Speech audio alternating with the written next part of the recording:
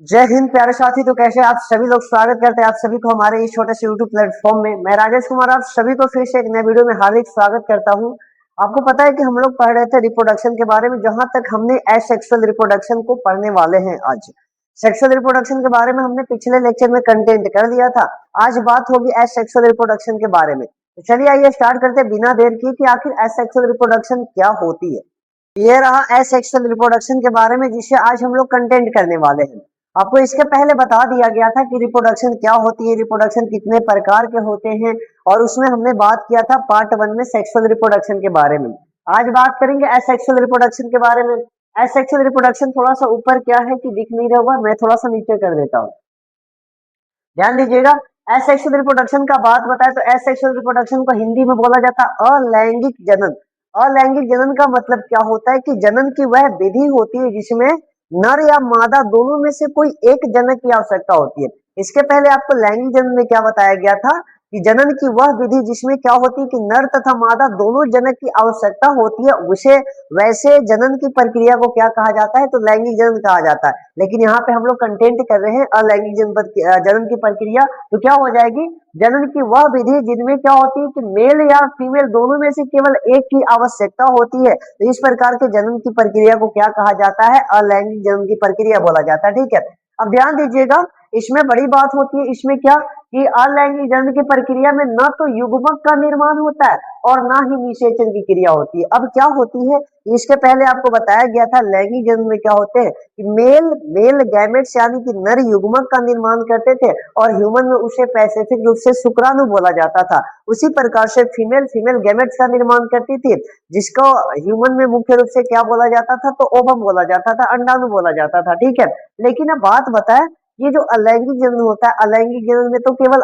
नर या मादा दोनों में से केवल एक की आवश्यकता है। अब दोनों में से केवल एक की आवश्यकता है, तो इसमें युग्मक का निर्माण नहीं होता है। इसमें कोई ऐसे मेल युग्मक का निर्माण नहीं करते और ना तो फीमेल कोई युग्मक का निर्माण करते, मतलब कि इनमें युग्मक का निर्माण नहीं होता और ना ही युग्मक का निर्माण होगा ही नहीं, तो कभी आपस में जाकर मिलेगा ही नहीं, और जब आपस में मिलेगा ही नहीं तो इसमें निषेचन का बात ही नहीं किया जाएगा। मतलब कि क्या होता है कि अलैंगिक जनन प्रक्रिया में निषेचन की प्रक्रिया नहीं होती है। ध्यान दीजिएगा इस बात को।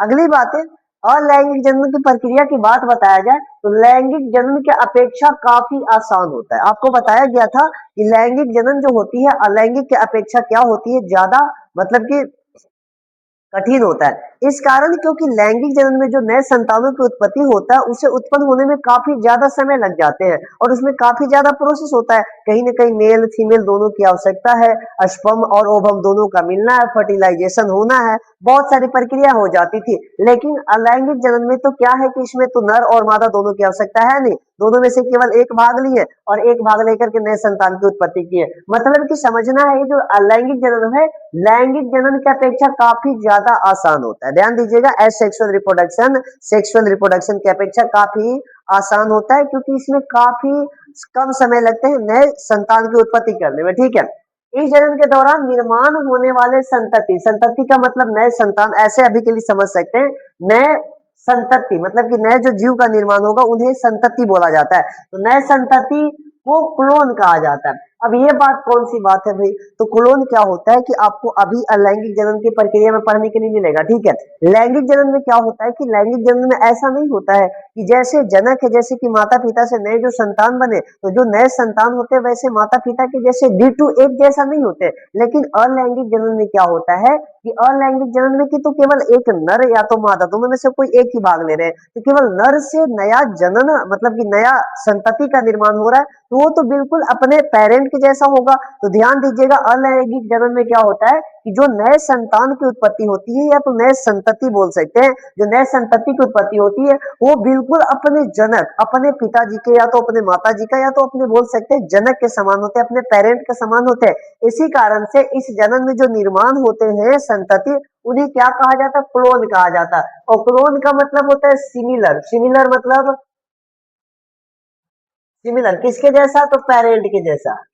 पेरेंट का मतलब जिससे जो नया संतति बन रहा है उसे कहते थे पेरेंट, और जो नए बन रहे हैं उन्हें कहा जाता था संतति, ऑफ स्प्रिंग बोला जाता था। मैंने फर्स्ट ही क्लास में आपको बात को एक्सप्लेन किया था, ठीक है। तो ध्यान दीजिएगा, इसमें सिमिलर होते हैं, जो नए संतति बनते हैं वो किसके समान होते हैं, पेरेंट के समान होते हैं। इसी कारण से जो नए संतति को क्या कहा जाता है, क्लोन कहा जाता है। बातें बोलिएगा नहीं प्लीज, हो सकता है तब। अगली बात है, हाँ ये बातें तो लिख ही दिया गया, क्योंकि संतति जो होते हैं बिल्कुल जनक के समान होते हैं। ध्यान दीजिएगा। अब बात आती है अलैंगिक जनन की प्रक्रिया की, तो अलैंगिक जनन की प्रक्रिया को भी आगे चल करके अनेकों भागों में बांटा जाता है, क्योंकि अलैंगिक जनन का कहीं ना कहीं मेथड यहाँ पे अलग अलग हो सकते हैं। मेथड का मतलब तरीका अलग अलग, जैसे कि कोई कोशिका या तो कोई जीव है जो अलग अलग मेथड द्वारा नए संतति का निर्माण कर रहे हैं, तो इस आधार पे क्या होता है कि इसे भी अनेकों भागों में बांटा जाता है। कौन कौन सा भाग है, हम लोग बहुत अच्छी तरीका से 4 5 6 भाग पढ़ लेंगे, ठीक है। पहला जो एसेक्सुअल रिप्रोडक्शन का प्रकार होता है वह क्या होता है, तो फीजन। फीजन का मतलब होता है विखंडन। क्या कहते हैं इसे, हिंदी में भी लिखना चाहे तो लिख लीजिएगा, वैसे तो एक एक करके पढ़ेंगे तो वहां पे जान लेंगे। क्या कहते हैं, विखंडन बोला जाता है, ठीक है। दूसरा बडिंग। बडिंग का मतलब क्या होता है, बडिंग को हिंदी में बोला जाता है मुकुलन, मुकुलन कहा जाता है, ठीक है। क्या होती है, जब पढ़ेंगे तो वहां पे हम लोग बहुत अच्छा तरीका से समझ लेंगे, ठीक है। तीसरा होता है अस्पोरुलेशन। अस्पोरुलेशन का मतलब होता है बीजाणु जनन। यहाँ पे फिगर में डायग्राम के रूप में दिया हुआ है, इसके माध्यम से तो आपको हो सकता है समझ में ना आए, बट थोड़ा बहुत समझने का प्रयास कर सकते हैं, ठीक है। इसमें स्पोर का मतलब छोटे छोटे दाने समान कुछ संरचना का निर्माण होता है, और यही दाने जब दाने समान संरचना आगे चल करके कुछ ऐसे जीव का निर्माण कर देते हैं। तो कहीं ना कहीं इसमें स्पोर के फॉर्मेशन के बाद नया जनक का निर्माण होता है, सॉरी जनक नहीं, संतति का निर्माण होता है, ठीक है। इसी प्रकार से चौथा होता है फ्रेगमेंटेशन। फ्रेगमेंटेशन को हिंदी में बोला जाता है खंडन।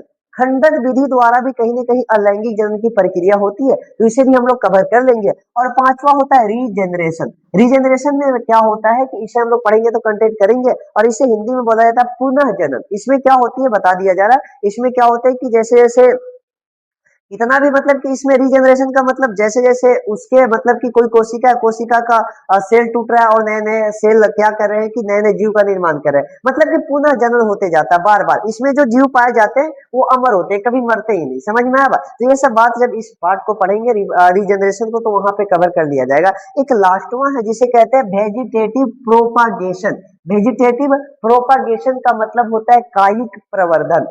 अब इसे सबको एक एक करके पढ़ेंगे तो वहां पे सभी को कंटेंट कर दिया जाएगा, लेकिन आज मुख्य रूप से हम लोग पढ़ेंगे फीजन के बारे में। फीजन का मतलब होता है विखंडन। ध्यान दीजिएगा, तो फीजन को स्टार्ट करते हैं। जस्ट इसके नीचे हमने फीजन को क्या किया है कि पीपीटी के रूप में बना कर लाया। फीजन क्या होता है, आसान है, आराम से समझेंगे, चिंता लेने की कोई बातें नहीं है। फीजन मतलब क्या होता है, मैंने अभी आपको बताया। फीजन को हिंदी में कहते हैं विखंडन। विखंडन बोला जाता है। तो विखंडन क्या होती है, इसे कैसे परिभाषित कर सकते हैं, तो ध्यान दीजिएगा।